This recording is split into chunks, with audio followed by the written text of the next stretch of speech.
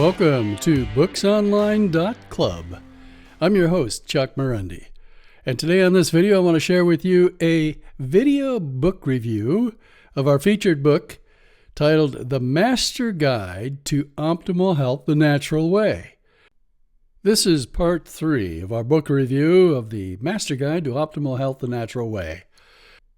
This is a very timely book, especially because RFK Jr. has been coming out and, of course, will be playing a major role in the Trump administration in addressing the issues of health, disease prevention, big pharma, vaccines, and so on. So he has been saying many of the things in this chapter and in this book for many years.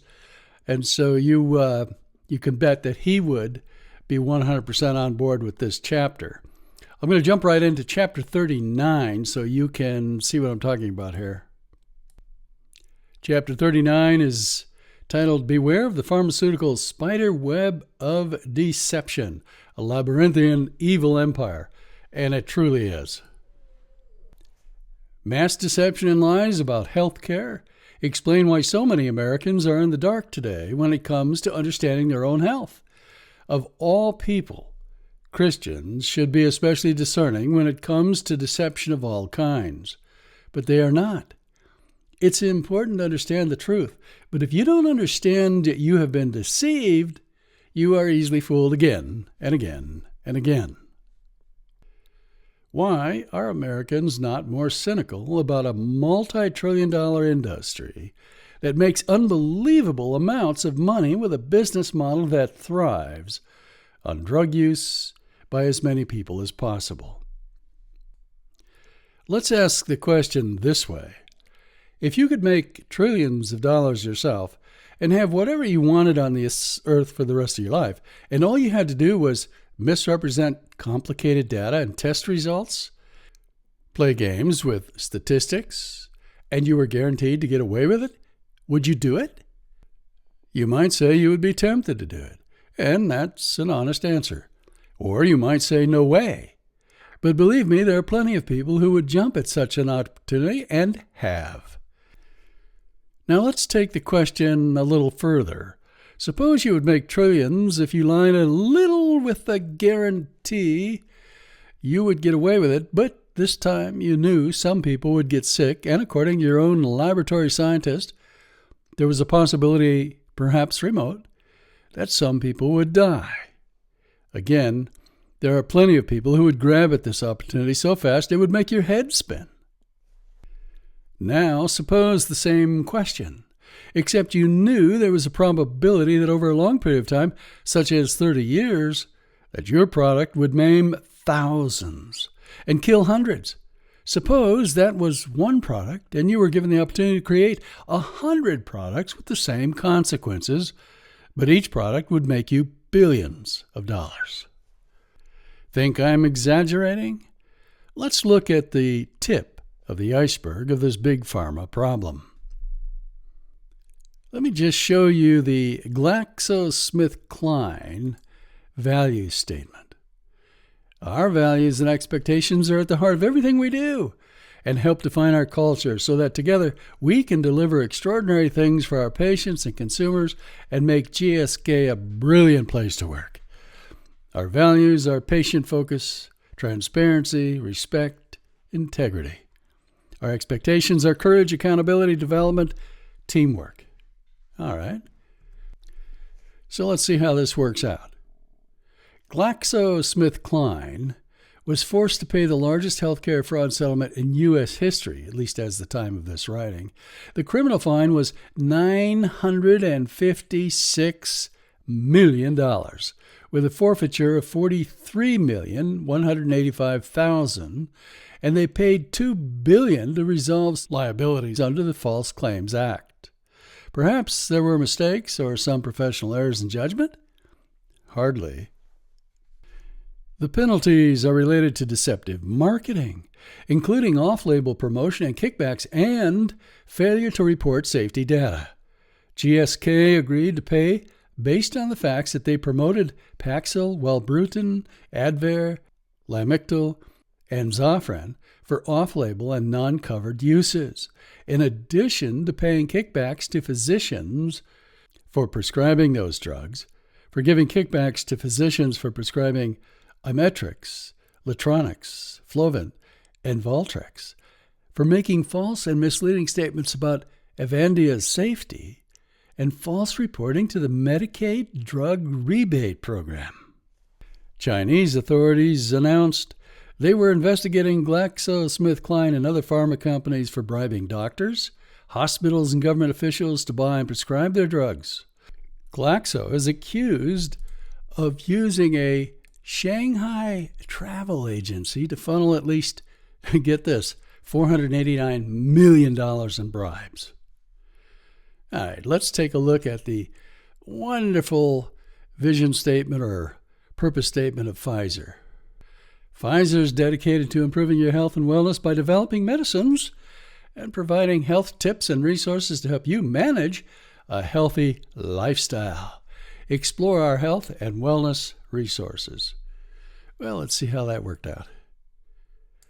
Pfizer paid a criminal fine of $1.3 billion as of this writing, and an additional $1 billion for civil allegations under the False Claims Act. Pfizer falsely promoted Bextra, antipsychotic drug Geodon, antibiotic Zyvox, and anti-epileptic Lyrica. The company was also accused of paying kickbacks related to these drugs and submitting false claims to government healthcare programs based on uses that weren't medically accepted. Bextra was pulled from the market in 2005 after it was deemed unsafe. Well, let's take a look at Johnson & Johnson's marvelous positive statement here. Our credo: we believe our first responsibility is to patients, doctors, and nurses, to mothers and fathers and all others who use our products and services. In meeting their needs, everything we do must be of high quality. We must constantly strive to provide value, reduce our cost, and maintain reasonable prices.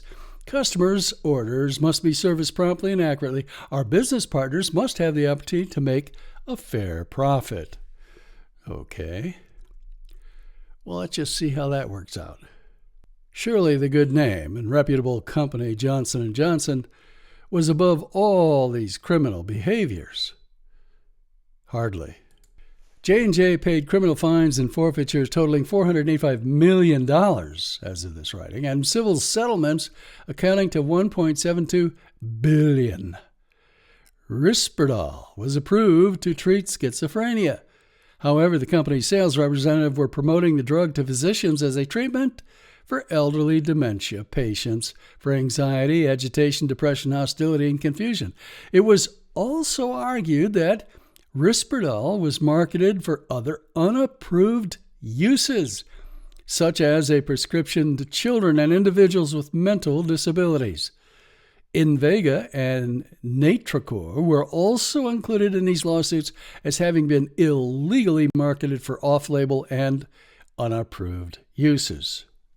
As the state of Oklahoma's multi-billion-dollar lawsuit against Johnson & Johnson unfolded, the company struggled to explain marketing strategies its accusers said dangerously misrepresented the risk of opioid addiction to doctors and helped drive an epidemic that has claimed 400,000 lives over the past 2 decades. Let's take a look at this wonderful vision statement from Abbott Labs. Live your best life, now and in the future. We understand that the first step to living your best life is good health. Everything we make is designed to help you do just that. That's our commitment to building life-changing technologies that keep your heart healthy, nourish your body at every stage of life, help you feel and move better, and bring you information, medicines, and breakthroughs to manage your health. Oh, I got to hold back the sarcastic laughter. So let's take a look at how this worked out. Abbott paid criminal fines of $700 million and civil settlements were $800 million.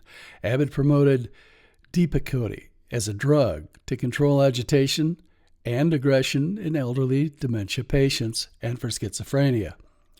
The FDA hadn't approved the drug for either of these uses. For 8 years, the manufacturer marketed Depakote for this purpose in nursing homes, even though there wasn't any evidence that the drug was safe and effective when used that way. The FDA had approved Depakote for epileptic seizures, bipolar mania, and migraine treatment.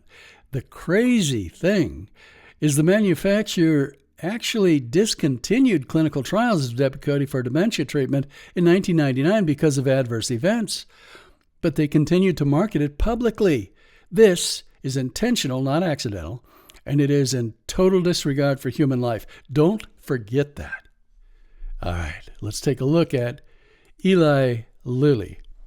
Lilly was founded in 1876 by Colonel Eli Lilly, a man committed to creating high-quality medicines that met real needs in an era of unreliable elixirs peddled by questionable characters. Wait, you mean they're doing it differently now?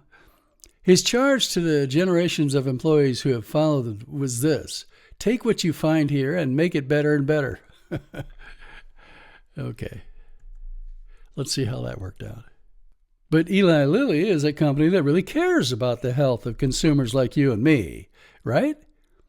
Eli Lilly promoted antipsychotic drug Zyprexa for uses outside the FDA's approval, which resulted in criminal fines of $515 million and civil settlements of $800 million.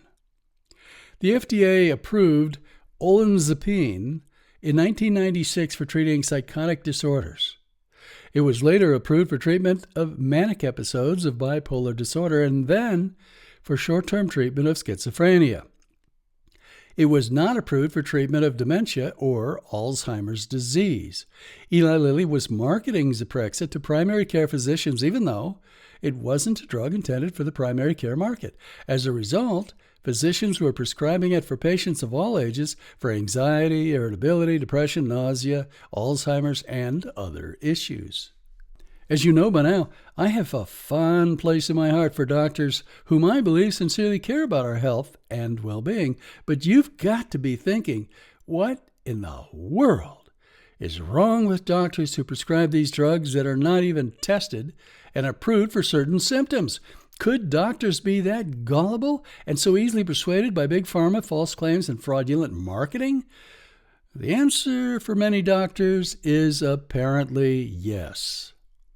Merck paid penalties related to sales of Vioxx of $321 million in criminal fines, $426 million in civil settlements, and $201 million that was distributed to Medicaid states. Merck promoted Vioxx for treatment of rheumatoid arthritis when it was not approved by the FDA for that use. Here's a statement from Merck. Our culture and values. We share one vision and one mission, to save and improve lives. Oh, really? The first bisphosphonate bone drug approved for osteoporosis, Merck's Fosamax, received only a 6-month review before FDA approval. When its esophageal side effects were revealed, the FDA tried to unapprove it, but Merck got the FDA to settle for a warning label that told patients to sit upright for an hour after taking the drug. 6 months after Fosamax was approved, there were 1,213 reports of adverse effects affecting 32 patients hospitalized for esophageal harm. One woman who took Fosamax but remained upright for only 30 minutes was admitted to the hospital with severe ulcerative esophagitis affecting the entire length of the esophagus and had to be fed intravenously, according to the New England Journal of Medicine. I could do this all day. There were massive criminal and civil fines against Amgen, AstraZeneca, Actelion, Purdue Pharma, TAP Pharmaceutical Products, Cerno, Bristol-Myers Squibb, Cephalon, and many more. Do you see the problem? Follow the money doesn't even begin to describe what has happened in big pharma. These companies are involved not just in civil fraud, but criminal conduct. How many lives were sacrificed for the almighty dollar? High blood pressure? No problem. We've got prescriptions for that. as it is a multi-billion-dollar revenue stream. High cholesterol? No problem. We've got prescriptions for that, as it is a multi-billion-dollar revenue stream. Overweight? No problem. We've got prescriptions for that, as it's a multi-billion-dollar revenue stream. Depressed? No problem. We've got prescriptions galore for that, as it is a multi-billion-dollar revenue stream. Suicidal? No problem. We've got a prescription for that, as it is a multi-billion-dollar revenue stream. And then the warning, our antidepressant drug may cause you to be more suicidal than you already were. Oh, great. The drug overdose epidemic, primarily driven by opioid abuse, has killed more than, get this, it's killed more than 750,000 people since 1999. 2 out of 3 of the drug overdose deaths in 2018 involved an opioid. In 2017, the U.S. Department of Health and Human Services declared the opioid epidemic a public health emergency and announced a strategy to help combat the problem. Okay, so what's going on? Are doctors taking bribes? No way. Yes way. As demonstrated in the above settlements, it doesn't even matter if the FDA approved the drug, and it doesn't matter what the drug actually does. Prescribe it for causes totally unrelated to its intended lab experiments. And to get wide circulation, let's pay doctors millions of dollars in bribes. What a great business model. Of the nearly $30 billion that healthcare companies now spend on medical marketing each year, around 68%, or about $20 billion, goes to persuading doctors and other medical professionals, not consumers, of the benefits of prescription drugs. More than 2,500 physicians have received at least $500,000 apiece from drug makers and medical device companies in the past 5 years alone, at least as of the writing of this book. More than 700 of those doctors received at least $1 million. Did you know that Big Pharma tops the charts on lobbying spending? In 2019, the pharmaceutical industry spent over $298 million lobbying. The world's biggest drug makers and their trade groups have cut checks to 356 lawmakers ahead of one year's election, more than 2/3 of the sitting members of Congress, according to a new stat analysis.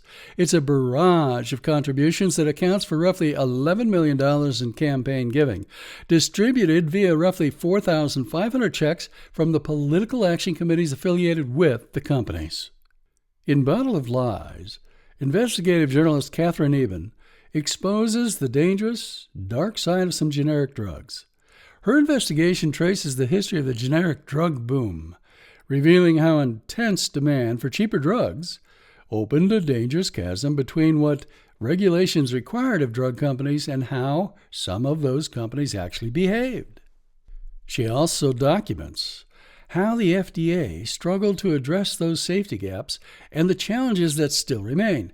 Interspersed between detailed histories of the evolution of the FDA and the rise of Indian pharmaceutical companies are astounding scenes of factory workers fleeing from FDA inspectors with garbage bags full of fraudulent records, and company wiretapping the hotel rooms of regulators, strategizing how to conduct a factory inspection. Eben paints a disturbing picture of the pharmaceutical industry. Over 40 years of profiteering by Big Pharma and oligarch control of our economy has left the public totally exposed and ill-prepared to face the public health crisis of COVID-19. Because Big Pharma rarely invests in prevention, it has very little motivation to invest in preparedness for a public health crisis. Drugs for prevention do not contribute to shareholder value and profit. Instead, cures are designed once a public health crisis strikes. The sicker we are, the more profit they earn. Have you ever looked at the side effects of drugs that you're taking? Let me just show you something very quickly here. Zoloft is used to treat depression. obsessive compulsive disorder, panic disorder, anxiety disorders, post-traumatic stress disorder, and premenstrual dysphoric disorder. Now look at these side effects.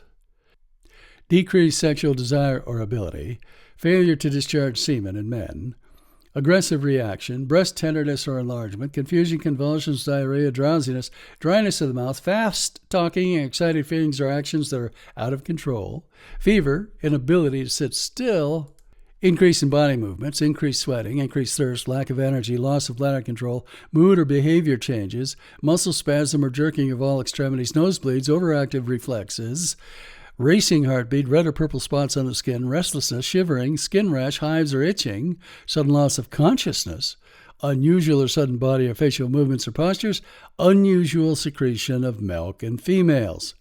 Well, this goes on for so many medications, and I'm talking about unbelievable side effects. These are just a couple of examples of thousands of drugs with potentially dangerous side effects. Seriously, if you weren't feeling well and I offered you a pill and then read a long list like these kinds of side effects, would you take the pill? Of course not. But then Americans do every single day. What's wrong with them? This is just the tip of the iceberg. I'll stop because the human mind can only take so much of this kind of disturbing criminal and fraudulent conduct by what ought to be a trusted healthcare industry, Big Pharma. Unfortunately, the industry's been infected itself with a disease, greed and avarice and evil by some, not all, in Big Pharma.